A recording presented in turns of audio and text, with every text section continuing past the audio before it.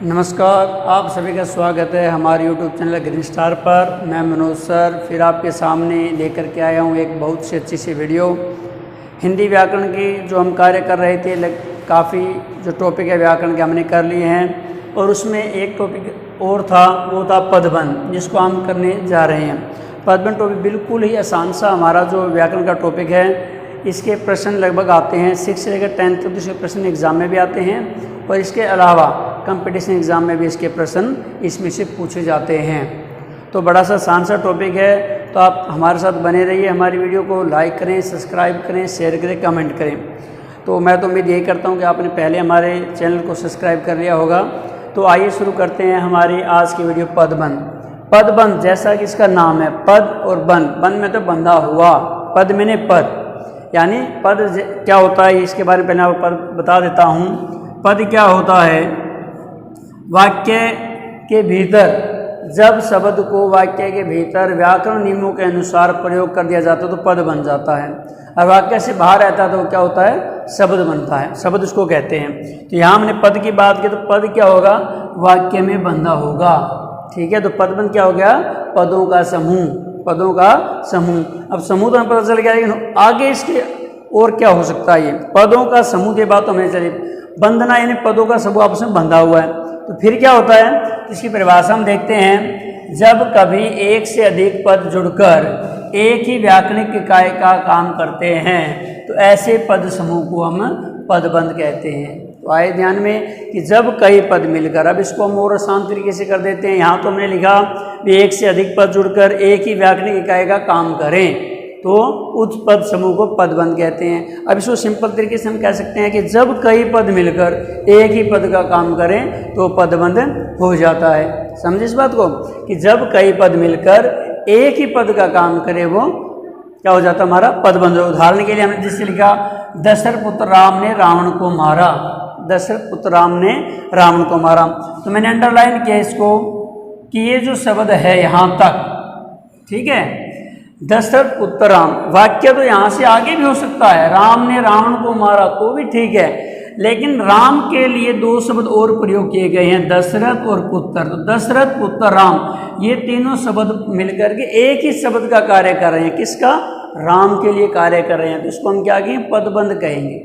ये जो परिभाषा है ना हमारे, कि जब कई पद मिलकर एक ही पद का काम करे, तो यहाँ पर ये तीन पद मिलकर के एक ही पद का काम कर रहे हैं, तो इसको क्या कहेंगे हम? पदबंध। तो यहाँ राम के लिए तीनों शब्द प्रयोग किए जा रहे हैं। दशरथ राम ने रावण को मारा, तो ये हमारा पदबंध हो जाएगा। तो एक बात मैं आपको और साथ में कह देता हूँ, एग्जाम में जब भी इसका प्रश्न आएगा ये बात ध्यान रखना, चाहे तो वो अंडरलाइन आएगा, जहाँ तक उसका पदबंध पूछा होगा उसको अंडरलाइन किया जाएगा। अगर अंडरलाइन नहीं किया हुआ तो ये डार्क शब्द मिलेंगे, यानी गहरे काले शब्द मिलेंगे, उन्हीं से प्रश्न पूछेंगे इसमें से पदबंध कौन सा है। ठीक है, संज्ञा, जो आगे इसके भेदों की हम बात करेंगे। तो फिर है पदबंध के भेद। पदबंध कितने भेद हैं? 5 भेद हैं। पदबंध के 5 भेद हैं। ठीक है, तो पदबंध के हम 5 भेदों में संज्ञा पदबंध, सर्वनाम पदबंध, विशेषण पदबंध, क्रिया पदबंध और क्रिया विशेषण पदबंध। ये 5 भेदों के नाम याद करने, परिभाषा तो सबकी एक ही है, बस हमें थोड़ा सब चेंज करना है। जैसे हम सबसे पहले हम करते हैं संज्ञा पदबंध। पहला हमारा क्या है? संज्ञा पदबंध। अब संज्ञा पदबंध को करने से पहले हमें ये पता होना चाहिए कि संज्ञा क्या होती है। ठीक है, संज्ञा क्या होती है? जिन शब्दों से हमें किसी व्यक्ति, वस्तु, स्थान, प्राणी, गुण, भाव आदि का बोध हो। जैसे मैंने पहले संज्ञा को पढ़ लिया है, यानी इसलिए पहले ये सारे हमने टॉपिक पहले किए थे। ये पदबंध है, पद परिचय में हमारे ये काम आएंगे। तो संज्ञा पद में क्या है? पहले मैं संज्ञा का मैंने बता दिया है, किसी व्यक्ति, वस्तु, स्थान, जाति, प्राणी, गुण, भाव आदि के नाम को संज्ञा कहते हैं। तो संज्ञा पदबंध में क्या होगा? जो ये परिभाषा, सेम यही परिभाषा में इसको कह सकते हैं कि जब कई पद मिलकर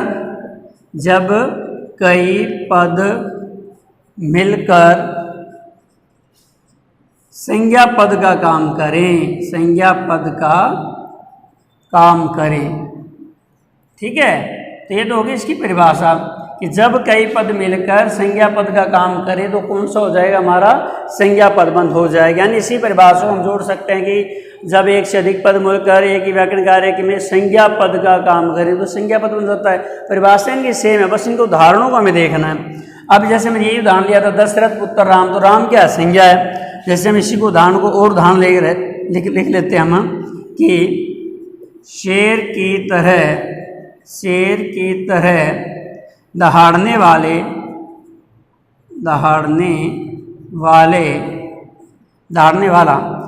वाला राम आज डर गया है। अब देखो इसमें पदबंध देखना हमें। अब अंडरलाइन में बता आएगा ही आएगा आपके। अब अंडरलाइन ये कर दिया तो हमें देखना क्या है, संज्ञा पद में अंतिम पद देखना है। पहले क्या देखना है, अंतिम पद देखना। अंतिम पद हमारा जैसे हो गया शेर की तरह दहाड़ने वाला राम आज डर गया, तो राम क्या है, संज्ञा है। तो पूरा किसके लिए कार्य कर रहा है, संज्ञा के लिए कार्य कर रहा है। बिल्कुल आसान से चीज़ें देखने के लिए कि हमने ये पढ़ लिया जब कई पद मिलकर संज्ञा पद काम करें। अब इन्होंने क्या दिया, सारे के सारे जो पद है राम के लिए कार्य करें। राम आज डर गया है, ये बात वाक्य पूरा हो जाता है। लेकिन राम से आगे जितने शब्द ये प्रयोग हुए हैं, शेर की तरह दहाड़ने वाला, ये सारे किसके प्रयोग हुए हैं, राम के लिए हुए हैं। तो राम क्या है, संज्ञा है। कौन सा हो जाएगा, ये संज्ञा पदबंध हमारा हो जाएगा। और हम देख लेते हैं लोहे की अलमारी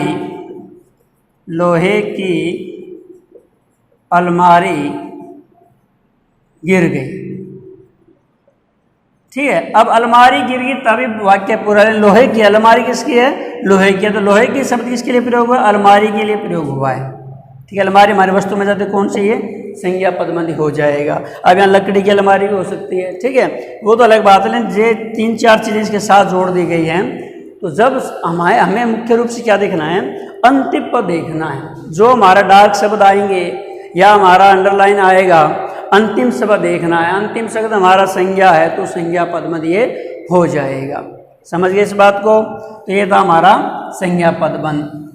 और भी एक अलग उदाहरण ले लेते हैं इसका। बराबर के कमरे में रहने वाला मोहन घर चला गया।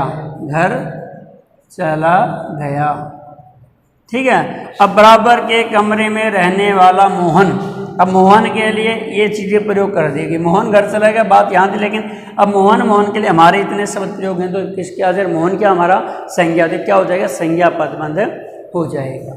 अब हम दूसरा करते हैं संज्ञा पदबंध। आपकी समझ में आ गया होगा कि इसका अंतिम पद क्या होगा, संज्ञा होगा। बिल्कुल आसान। संज्ञा से संबंधित ये हमारा सर्वनाम पदबंध। अब इसी को हम कह दें सर्वनाम। सर्वनाम पदबंध में क्या होता है, सर्वनाम हमने पहले पढ़ा भी है कि जो शब्द संज्ञा के स्थान पर प्रयोग किए जाते हैं वो क्या कहलाते हैं, सर्वनाम कहलाते हैं। तो वही बात यहीं प्रयोग होगी, जब कई पद मिलकर सर्वनाम पद का काम करें तो कौन सा हो जाएगा, हमारा सर्वनाम पदबंध हो जाएगा। अब उदाहरण भी इसमें संज्ञा वाले प्रयोग हो जाएंगे। कैसे, अब यहाँ मोहन है, मोहन क्या है, संज्ञा है। अब मोहन को हटा दिया हमने, बराबर के कमरे में रहने वाला वह घर चला गया। अब वह क्या है, सर्वनाम है। वह क्या है, सर्वनाम। ऐसे हमने उदाहरण देखा, वो शेर की तरह दहाड़ने वाला राम आज डर गया। अगर हम ये लिख दे, शेर की तरह दहाड़ने वाला, शेर की तरह दहाड़ने वाले तुम आज डर गए। अब तुम शब्द आ गया तो अंतिम शब्द वहाँ क्या हो गया, तुम से क्या हो जाएगा, सर्वनाम पदबंध हो जाएगा। ठीक है, इस उदाहरण यहाँ लिख देता हूँ, वही उदाहरण यहाँ काम कर जाएगा। शेर की तरह दहाड़ने वाले तुम आज डर गए। अब इसमें क्या हुआ, अब यहाँ अंडरलाइन आ गया, तुम में क्या है, सर्वनाम है, तो कौन सा पदबंध हो जाएगा, ये सर्वनाम पदबंध हमारा हो जाएगा। तो संज्ञा, सर्वनाम और विशेषण तीनों एक जैसे ही हैं। थोड़ा सा विशेषण में आगे अंतर आएगा, वो मैं आपको बता दूंगा कि संज्ञा में अंतिम शब्द हमारा क्या होगा, यहाँ पर संज्ञा होगा। सर्वनाम में हमारा अंतिम शब्द क्या होगा, सर्वनाम होगा। क्योंकि सर्वनाम के जहाँ पूरी तरह प्रयोग किया जाए तो सर्वनाम है, संज्ञा के लिए प्रयोग करेंगे तो ये संज्ञा पदबंध है। तो हमने ये पढ़ लिया हमारा संज्ञा पदबंध और सर्वनाम पदबंध। अब संज्ञा हो गया है, सर्वनाम। अब कौन सा हमारा, विशेषण पदबंध। विशेषण में जैसे हमने पहले पढ़ा है, विशेषण क्या होता है, तो विशेषण क्या होता है, जो शब्द संज्ञा या सर्वनाम की विशेषता बताए उसे विशेषण पदबंध कहते हैं। ठीक है, अब विशेषण कहते हैं, ये मैं गलत बोल गया। संज्ञा या सर्वनाम की जगह कार्य करने वाले की विशेषता बताने वाले शब्दों को हम क्या कहेंगे, विशेषण कहेंगे। तो पदबंध में क्या होगा, ये संज्ञा सर्वनाम की विशेषता तो बताएगा, ठीक है। विशेषण पद में क्या होगा, जब कई पद मिलकर विशेषण पद का काम करें, ठीक है, तो विशेषण पदबंध हो जाएगा। अब कैसे होगा, विशेषण में, संज्ञा में और सर्वनाम में थोड़ा सा डिफरेंस, एक शब्द का ही डिफरेंस होता है, वो अंडरलाइन का। अब इसी अंडरलाइन को हम हटा दें, ठीक है। अब यहाँ आ गया, बराबर के कमरे में रहने वाला वह घर चला गया, चाहे मोहन हो, राम हो, श्याम हो, कोई हो। अब अंडरलाइन हमारी डार्क शब्द, मैंने ये बात पहले ही कही थी, जब एग्जाम में पूछेंगे डार्क शब्द आएंगे, अंडरलाइन आएगी। अब क्या, अगर इसको अंडरलाइन यहाँ तक है तो ये वह की विशेषता बता रहे हैं, इतने शब्द क्या बता रहे हैं, वह की विशेषता बता रहे हैं। इसी तरह यहाँ तुम की विशेषता बता रहे हैं, ठीक है। तो ये बात समझने वाली है, बराबर के कमरे में रहने वाला उसकी विशेषता है, तो वह चले, अंडरलाइन यहाँ तक आगे थी, विशेषण पदबंध हो जाएगा, बस इतना सा डिफरेंस है। लेकिन कई बार वाक्य के बीच में प्रयोग कर देते हैं इसको, जैसे एक उदाहरण लेता हूँ मैं, मोहन बहुत ही या बहुत ईमानदार व मेहनती लड़का है। अब इसको हमने अंडरलाइन कर दिया, मोहन बहुत ईमानदार व मेहनती लड़का में क्या देखना, अब अंतिम शब्द देखना। अंतिम शब्द क्या है, लड़का। लड़का क्या हमारा संज्ञा। अब लड़के को हटा दो तो ये क्या हो जाएगी, ईमानदार मेहनती लड़के की क्या हो जाएगी, विशेषता हो जाएगी। बस ये विशेषण पदबंध है, बिल्कुल आसान, बिल्कुल इससे आसान ट्रिक आपको कहीं नहीं मिलेगी कि अंतिम शब्द देखना में, अंतिम शब्द अगर संज्ञा है तो संज्ञा पदबंध है, अंतिम शब्द अगर सर्वनाम है तो सर्वनाम पदबंध है, और अगर इन दोनों को हटा के अंडरलाइन कर दिया जाता तो उसकी क्या हो जाएगी, विशेषता हो जाएगी। जैसे दशरथ पुत्र राम, अगर राम की हटा दें तो राम की विशेषता क्या है, दशरथ पुत्र है। ये उदाहरण मैं इसके साथ जोड़ के बता रहा हूँ आपको। तो तीनों बिल्कुल अच्छे एक तरीके से संबंधित है, संज्ञा पदबंध, सर्वनाम पदबंध, विशेषण पदबंध, ठीक है। बस अंडरलाइन का अंतर होगा विशेषण में, बाकी सर्व अंतिम से संज्ञा तो संज्ञा पदबंध, सर्वनाम है तो सर्वनाम पदबंध, बाकी इसमें कोई अंतर नहीं होगा। बीच वाक्य के बीच में भी आ सकते हैं, जैसे मैंने एक बात कही है कि मोहन बहुत ईमानदार और मेहनती है लड़का है, तो वाक्य के बीच में भी संज्ञा पदबंध हो सकते हैं, यहाँ सर्वनाम भी हो सकते हैं और विशेषण भी हो सकता है। तो ये था हमारा विशेषण पदबंध। अब विशेषण के बाद में हम बात करते हैं हमारी क्रिया पदबंध की। अब क्रिया और क्रिया विशेषण एक बार याद रखना, अब तक हम आगे पढ़ रहे थे, कर्ता से आगे बात आ रही थी, संज्ञा सर्वनाम से आगे की बात आ रही थी। ये क्या है, क्रिया हमेशा वाक्य में सबसे अंत में प्रयोग की जाती है, सभी जानते हैं। क्रिया वाक्य के दो ही मुख्य चीज़ होती है, कर्ता और क्रिया, बाकी दिन से उसको बढ़ाता है, उद्देश्य विधेय बढ़ते रहते हैं। तो क्रिया में क्या है, वाक्य के यानी कर्ता के बाद में प्रयोग होती है, वाक्य के अंत में प्रयोग होती है। तो क्रिया पदबंध में क्या होगा, परिभाषा वही है, परिभाषा में कोई अंतर नहीं आएगा, यही सेम परिभाषा रहेगी। जब कई पद मिलकर क्रियापद का काम करें तो कौन सा हो जाएगा, हमारे क्रियापदबंध हो जाएगा। जैसे घोड़ा दौड़ रहा है, घोड़ा दौड़ रहा है। अब दौड़ रहा है, तीनों पद किस केवल एक क्रिया का काम कर रहे हैं, तीनों पद क्या करेगा, क्रिया काम करे, तो कौन सा हो जाएगा, क्रियापदबंध। इसको हम बढ़ा भी सकते हैं, जैसे घोड़ा धीरे धीरे धीरे धीरे दौड़ रहा है या चल रहा है, तो ये भी बढ़ा दिया तो भी ये क्रिया का ही काम कर रहा है। क्रिया और क्रिया विशेषण में थोड़ा सा अंतर है, बाकी बिल्कुल समझ में आपको आ जाएगा। घोड़ा दौड़ रहा है, राम पढ़ रहा है, श्याम खेल रहा है, या जहाँ पर यानी पीछे के तीनों जो पद हैं उनमें 3 या 4 जब क्रियाएं प्रयोग हो जाए, जैसे संयुक्त क्रिया और रंजक क्रिया को इकट्ठा प्रयोग कर देंगे तो कौन से हो जाएगा, हमारा क्रियापद हो जाएगा। अंडरलाइन आपको पीछे मिलेगी, अच्छा पीछे मिलता समझना क्रिया है, ठीक है। तो बड़ा आसान सा टॉपिक था हमारे क्रियापद में, क्रिया तो बिल्कुल आसानी से हम पहचान सकते हैं, ठीक है। आगे है क्रिया के बाद में क्रिया विशेषण, इसी को हम थोड़ा सा बढ़ा के कहें, क्रिया और क्रिया विशेषण में ज़्यादा अंतर नहीं है, ठीक है। अंतर क्यों नहीं है, क्रिया विशेषण क्या होता है कि जो शब्द क्रिया की विशेषता बताए, क्रिया क्या आती है, वाक्य के अंदर प्रयोग होती है, हमने पता कर लिया, काम के करने होने का पता चलिए, हमें क्रिया की परिभाषा का पता है। क्रिया विशेषण क्या, तो क्रिया की विशेषता बताए, इसलिए मैंने ये उदाहरण लिखा था आपके साथ में, वो अंडरलाइन वाली बात आ जाती है। अब ये क्या है, धीरे धीरे, धीरे धीरे क्या क्रिया की विशेषता है, धीरे धीरे दौड़ रहा है, यहाँ हम लिख दें तेज गति से दौड़ रहा है, ठीक है। या बहुत धीमी गति से दौड़ रहा है, तो ये क्या क्रिया की विशेषता है। जब ओनली अंडरलाइन हमारी इनके नीचे रहेगी, क्रिया के विशेषण के नीचे, तो वहाँ पर क्रिया विशेषण पदबंध हो जाएगा। समझ रहे हैं मेरी बात को? क्रिया विशेषण क्रिया में कोई अंतर नहीं है। अगर अंडरलाइन हम पूरे की कर देते हैं फिर तो क्रिया साथ जुड़ गई, तो क्रिया विशेषण तो ओनली क्रिया पदबंध रहेगा।